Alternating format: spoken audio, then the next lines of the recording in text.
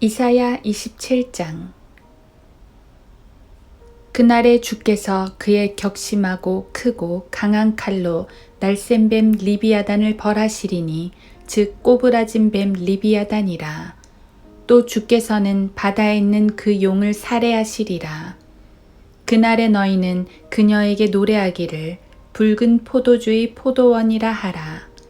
나 주가 그것을 지키리라. 내가 매 순간마다 물을 주며 밤낮으로 그것을 지켜 아무도 상하지 않게 하리라. 격분은 내게 없나니 싸움에서 누가 나를 대적하여 찔레들과 가시들을 쌓아두리요. 내가 그것을 통과해 가고 내가 그것들을 모아 불사르리라. 그렇지 아니하면 나와 더불어 화친을 맺도록 그로 나의 힘을 붙들게 하라. 그러면 그가 나와 더불어 화친을 맺으리라. 그가 야곱에게서 나온 자들로 뿌리 받게 하시리니 이스라엘은 꽃이 피고 싹이 나서 열매로 세상의 지면을 채우리라. 그가 이스라엘을 쳤던 자들을 치셨던 것 같이 이스라엘을 치셨겠느냐?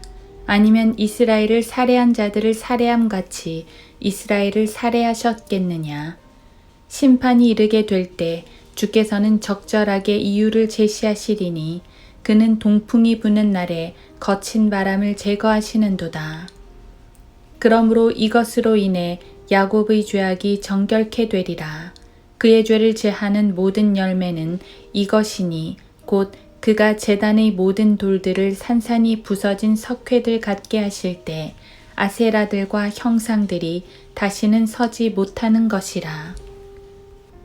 방벽친 성읍이 황폐하게 되며 처소가 버려져서 광야처럼 남겨지리니 송아지가 거기에서 먹고 거기에 누워 나뭇가지들을 먹어 없애리라.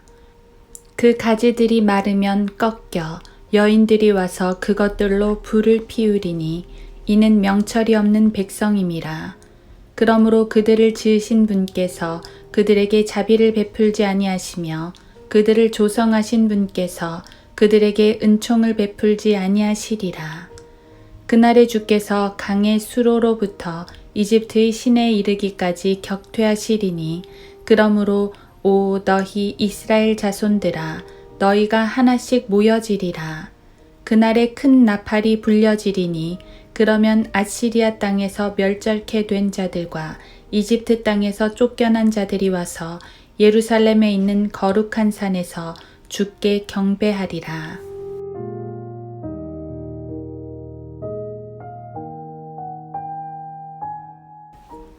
하루 한 장 이사야 27장. 그가 이스라엘을 쳤던 자들을 치셨던 것 같이 이스라엘을 치셨겠느냐? 아니면 이스라엘을 살해한 자들을 살해하심 같이 이스라엘을 살해하셨겠느냐? 이사야 27장 7절. 이게 참 위로가 되는 말씀입니다. 이스라엘이 있고 이스라엘을 친 자들, 이방 민족들, 아시리아나 바빌론 등이 있는데 하나님은 양편 모두를 치신답니다. 그런데 이스라엘을 치시는 정도와 이스라엘을 친 자들을 치시는 정도가 다르다고 하십니다. 심판을 하셔도 하나님의 백성과 원수들이 같을 순 없지요. 자녀에 대한 심판은 모든 면에서 다릅니다. 원수들은 완전히 파멸시키겠지만 자녀들에 대해서는 때리시고 어루만지시는 것입니다.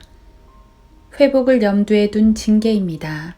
궁극적으로는 그분의 승리에 동참시키실 것입니다.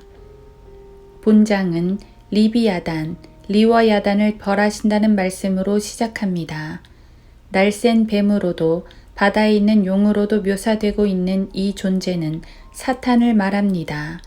요한계시록 12장 9절.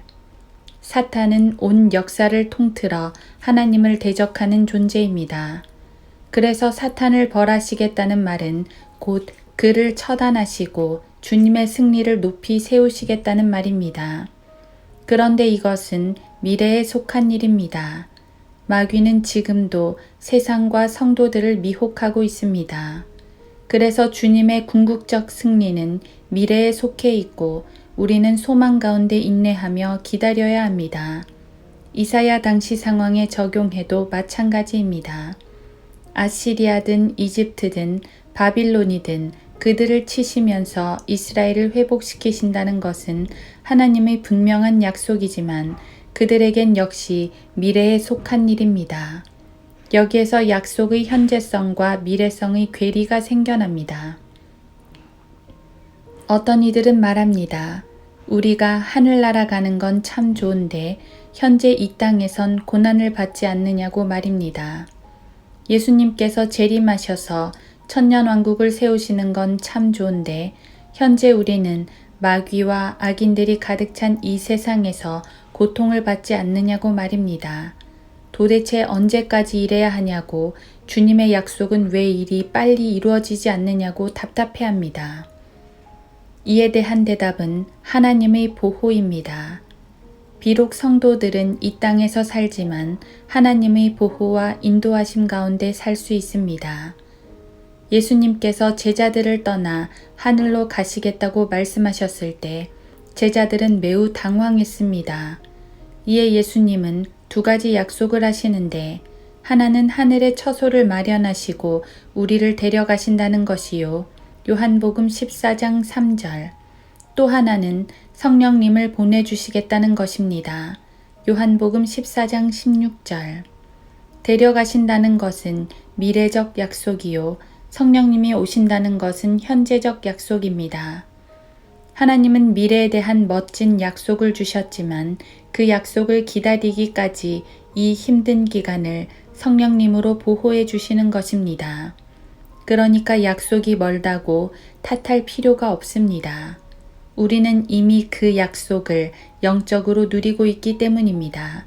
바로 지금 이 순간 말입니다. 주님은 미래에만 승리하시는 분이 아닙니다. 우리의 모든 현재 삶 속에 승리를 가져다 주시는 분입니다. 주님은 이미 십자가에서 큰 승리를 거두셨기 때문입니다. 그 승리를 경험하기 위해서는 예수 그리스도를 의지해야 합니다.